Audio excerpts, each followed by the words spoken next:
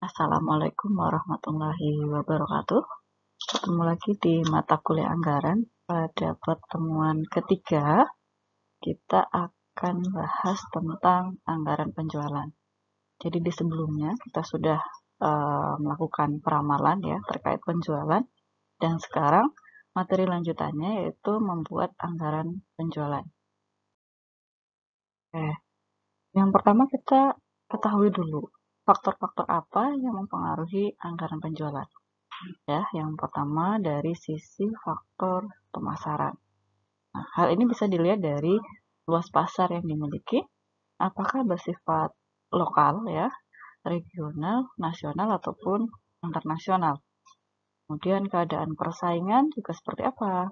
Apakah bersifat monopoli ya, oligopoli atau bebas. Kemudian terkait dengan keadaan konsumen. Nah, di sini bagaimana selera konsumen? Apakah konsumen akhir ataupun konsumen industri yang nanti akan dijual kembali, diolah dan dijual kembali dalam bentuk yang serupa ataupun mungkin kemasannya yang berbeda. Bisa jadi seperti itu. Yang kedua dari faktor keuangan. Nah, yang perlu diperhatikan perusahaan antara lain mengenai ya kemampuan modal kerja mendukung pencapaian target penjualan yang dianggarkan. Seperti untuk membeli bahan baku, ada tidak dananya gitu ya, cukup tidak bayar upah, bayar promosi produk, dan lain-lain. Yang ketiga dari faktor ekonomi. Yang perlu diperhatikan perusahaan antara lain dengan meningkatkan penjualan, berarti meningkatkan laba ya, atau sebaliknya. Oke, selanjutnya kita akan bahas faktor-faktor yang mempengaruhi anggaran, masih dari sisi ini ya, beragam faktor lainnya, faktor teknis gitu ya. Apakah kapasitas seperti mesin ya dan alat mampu memenuhi target penjualan yang dianggarkan? Kemudian apakah bahan baku dan tenaga kerja mudah dan murah gitu ya? Kenapa di sini patokannya adalah mudah dan murah? Karena dengan harapan ketika nanti produknya jadi gitu ya, harga pokok produksinya tidak terlalu tinggi. Nah, ini nanti akan berdampak pada harga penjualan di pasar. Selanjutnya, faktor kebijakan perusahaan, yaitu seperti kebijakan membuat produk dengan kualitas nomor 1 ya, sehingga kesempatan untuk menjual produk nomor 2 dan nomor 3 pun tertutup. Jadi benar-benar yang ya sudah memuaskan konsumen gitu ya. Jadi produknya bagus ya, tidak ada peluang lagi gitu. Kadang Indonesia pinter ya gitu ya, kan entah dirasa itu sudah nomor 1 tapi ada lagi gitu ya inovasinya dengan menambahkan ini tetap juga disukai oleh konsumen. Nah, jadi memang teknik ATM itu ya masih tiru dan modifikasi itu menjadi tren ya. Selanjutnya faktor perkembangan penduduk. Nah, faktor perkembangan penduduk ini juga mempengaruhi anggaran. Misalnya, peningkatan kelahiran dapat meningkatkan konsumsi susu, pakaian, pampers misalnya ya, karena zaman modern ya banyak ibu-ibu muda gitu ya, yang tidak seperti zaman orang tua dulu yang mencuci popok gitu ya, tapi menggunakan pampers cepat ya memang, tapi ya di sisi lain memang harus siap dana. Selanjutnya faktor kondisi negara. Faktor kondisi negara meliputi ya politik, sosial, budaya, kemudian pertahanan dan keamanan ya. Contoh kemarin pas saat lagi pandemi, nah ini kan berdampak pada anggaran penjualan yang dibuat perusahaan. Selanjutnya masih ada faktor-faktor lainnya yang mungkin akan mempengaruhi terkait dengan pembuatan anggaran penjualan. Nah, misalnya musim ya, kalau di Indonesia kan cuma 2 musim ya, panas dan hujan gitu ya, kemarau dan hujan. Nah, kalau di negara lain kan ada yang 3 musim, 4 musim. Nah, ini juga akan dampak terhadap anggaran penjualan produk tertentu ketika musim yang berbeda, apakah ya anggaran penjualan akan bertambah atau mengalami penurunan. Kemudian, apakah kebijaksanaan pemerintah tidak berubah sampai dengan anggaran tersebut bisa dipertahankan sampai berapa lama? Ini juga akan menjadi faktor-faktor yang mempengaruhi dalam pembuatan anggaran penjualan. Ada dua faktor lagi yang disebutkan dan harus dipertimbangkan ya dalam penyusunan anggaran penjualan menurut Tendi Haruman dan Sri Rahayu ya. Yang pertama dari sisi faktor internal. Misalnya ya penjualan tahun-tahun lalu seperti apa. Kebijakan perusahaan yang berhubungan dengan masalah penjualan, pasti kan setiap perusahaan punya kebijakan yang beda-beda karena produk yang dijual juga berbeda-beda. Kemudian kapasitas produksi yang dimiliki serta kemungkinan perluasannya gitu ya. Ya, ada yang perusahaan memang sudah tumbuh gitu ya, ada yang memang baru, pasti kan akan berbeda kapasitas produksinya. Kemudian tenaga kerja yang tersedia baik jumlah maupun keahliannya, nah ini juga akan berdampak gitu ya. Modal kerja yang dimiliki perusahaan dan fasilitas lain yang menunjang tentunya mempengaruhi anggaran penjualan dari sisi internal. Kemudian kalau faktor eksternal itu adalah keadaan persaingan di pasar ya, seperti apa dengan ya tadi karena banyak yang menggunakan teknik ATM, nah pastinya akan bersaing lah produknya di pasaran gitu ya. Dan yang kedua, posisi perusahaan dalam persaingan seperti apa? Apakah sebagai perusahaan raksasa yang menguasai pangsa pasar atau seperti apa? Tingkat pertumbuhan penduduk ini juga akan mempengaruhi. Nah, untuk produk-produk tertentu ya, tadi seperti yang sudah dijelaskan, bisa juga masuk ke kategori ini gitu ya. Kemudian elastisitas permintaan terhadap harga barang yang dihasilkan. Ya, terjadi penurunan pendapatan, apakah permintaan akan produk tersebut juga mengalami penurunan atau mengalami peningkatan. Nah, ini kita harus melihat produk apa yang kita buat anggaran penjualannya. Kemudian kebijaksanaan pemerintah yang berpengaruh. Ya, jadi kebijakan pemerintah yang berpengaruh ini juga sebagai faktor eksternal dalam yang mempengaruhi anggaran penjualan gitu ya. Selanjutnya periode anggaran penjualan. Ya, menurut Hilton dan Gordon ya, ada dua jenis periode penjualan. Yang pertama periode anggaran penjualan ada dua, yaitu anggaran penjualan jangka panjang. Yang dimaksud di sini adalah anggaran penjualan yang waktunya sesuai dengan corporate plan. Nah, jadi dengan rencana perusahaan gitu ya.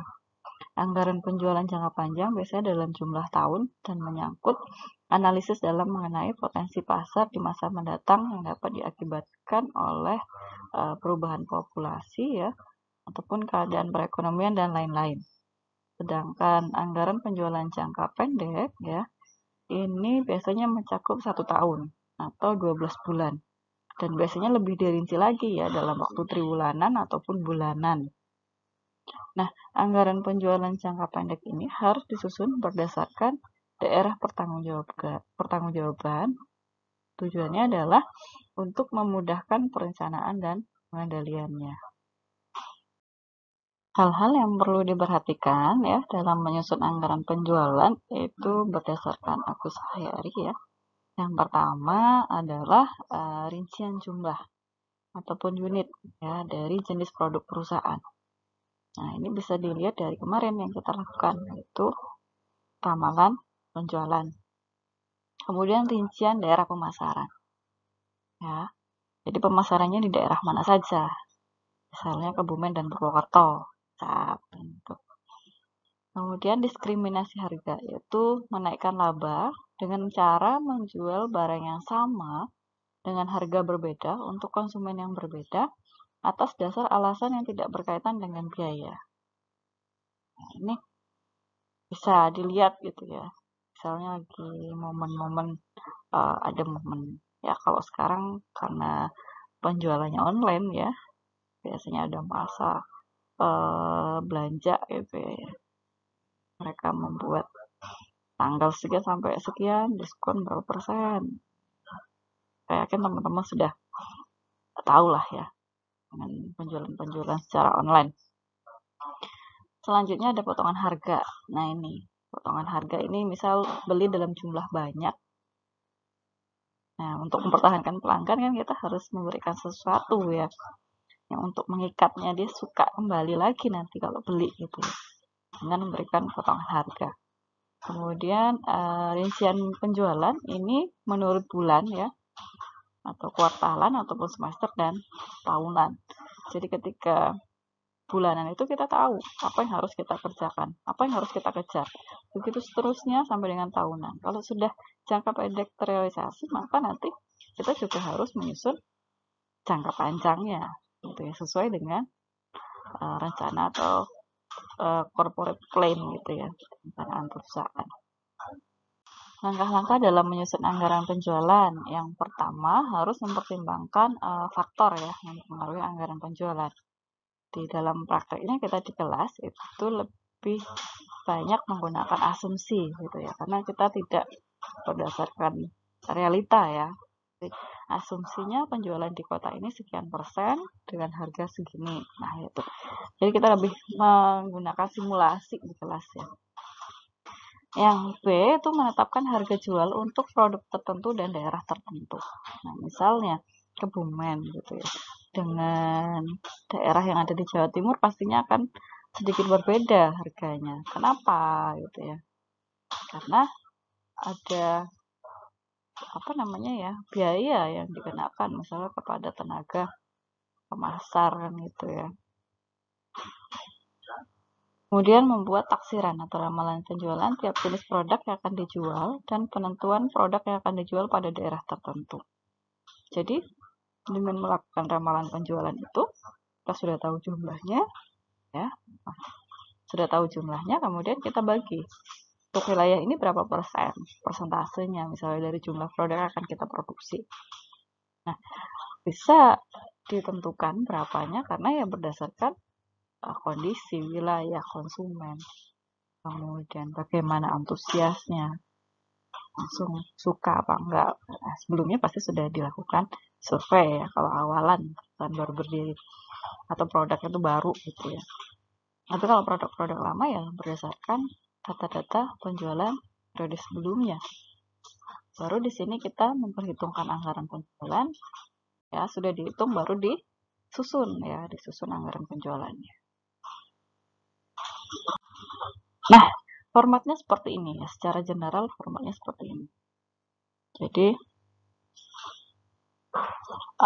di sini ada bulan ya, kemudian ada unitnya, unit dalam sini produknya berapa, kemudian di sini harga dan jumlah.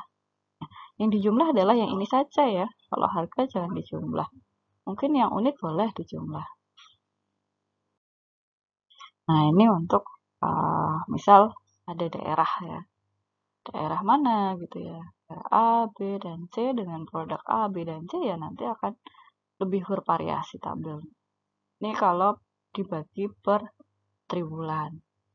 Nah, triwulan 1 terdiri dari unit, harga, jumlah. Begitu seterusnya.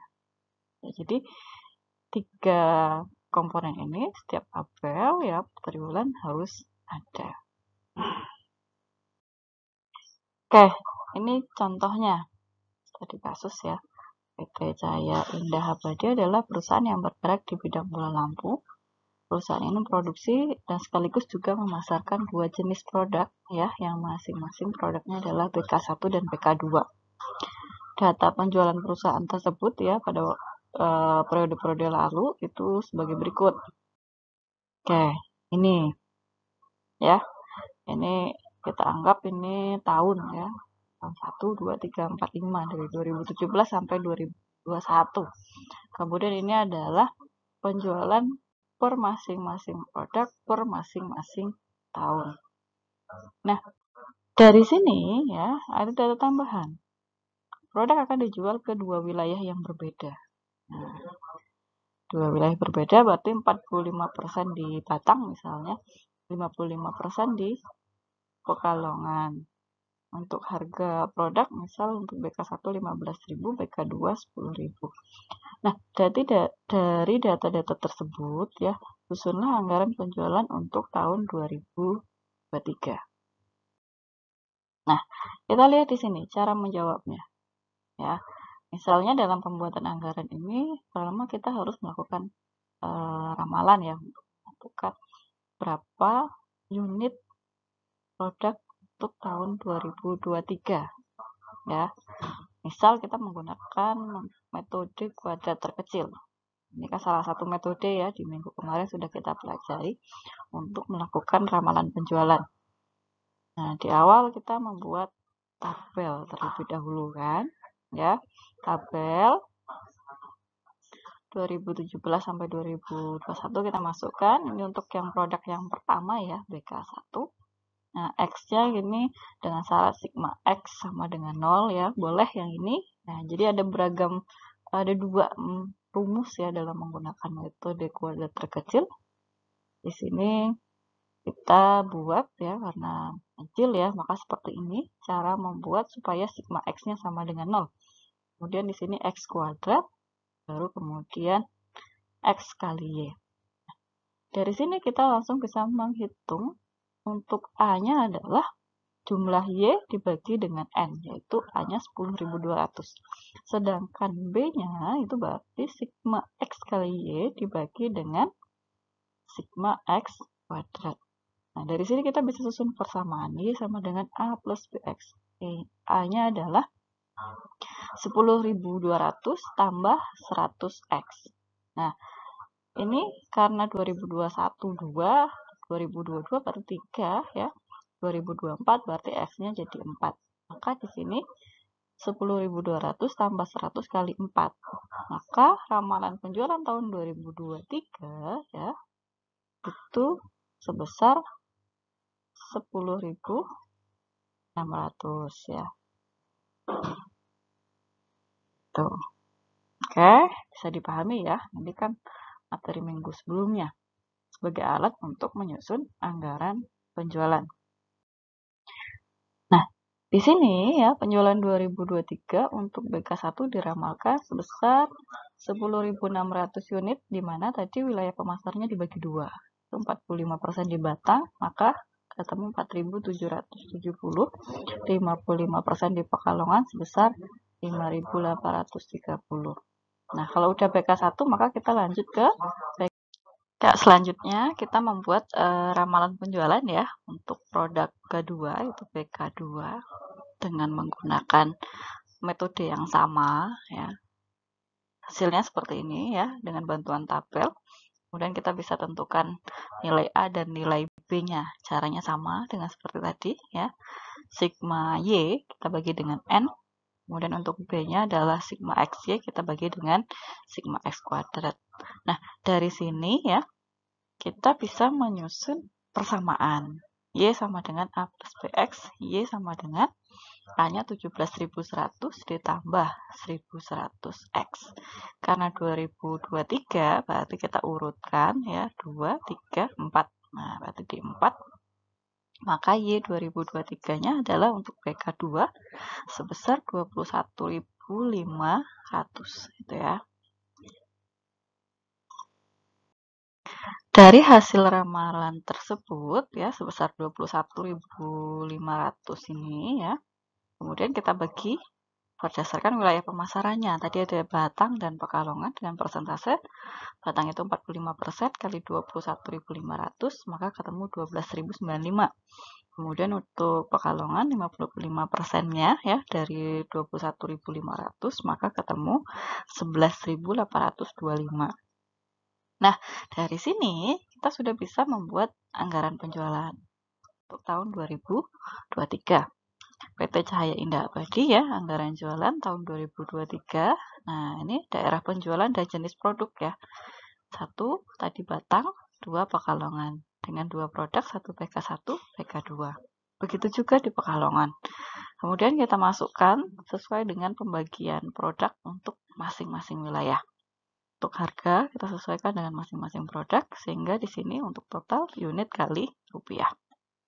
Total untuk wilayah Batang sekian, total untuk wilayah Pekalongan 205.700.000, sehingga total anggaran penjualan untuk 2 produk dan 2 wilayah itu sebesar 398.200.000. Selanjutnya ada kasus PT ABC, ya. Perusahaan bergerak dalam bidang tembikar memiliki produk unggulan berupa keramik lantai kelas 1. Keramik ini dibagi menjadi 3 jenis, ya, Galaxy, Omnia, dan Wafer, ya. Dengan harga masing-masing per dusnya seperti ini. Perusahaan menjual produknya ke 5 kota besar di Indonesia, yaitu Pekalongan, Batang, Pemalang, Tegal, ya, Kendal, dan dengan persentase Pekalongan 30%. Untuk Batang ini 25%, Pemalang 20%, Tegal 15%, dan Kendal 10%. Nah, periode yang akan digunakan yaitu triwulanan dengan ketentuan pembagian penjualan untuk triwulan 1 itu sebesar 20%, ya.